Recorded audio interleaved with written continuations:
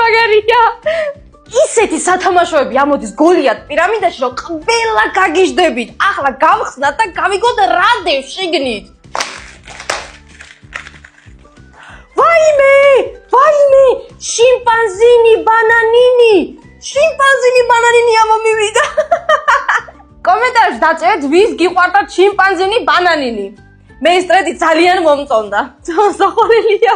როგორც მიხვდით, გოლიათ პირამიდაში ამოდის ხელოვნური ინტელექტის მიერ შექმნილი გმირები. ახლა გავხსნათ ყველა და ნახოთ როგორი პერსონაჟები ამოგვივა, რომელი პერსონაჟები ამოგვივა.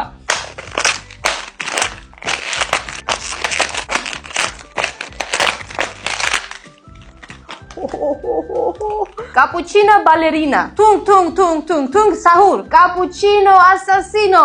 ამის სახელი არ ვიცი, მაგრამ ჩვენ თვითონ მოუფიქროთ. ბაყაყინო ბორბალინო. იდეალური სახელია, ქართული სახელი. ტრალალერო ტრალალა. ძალიან მაგარია.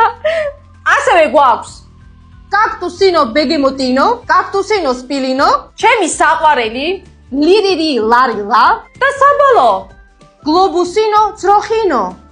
კომენტარებში დაწერეთ, რომელი სახელები იყო სწორი და რომელი არა. ამას დამატებულია ესენი არის კონციალები და შეგიძლიათ ჩამოგედათ თქვენს ჩანთაზე, საფულეზე ან ნებისმიერ ამაზე, რაც მოგეწონებათ.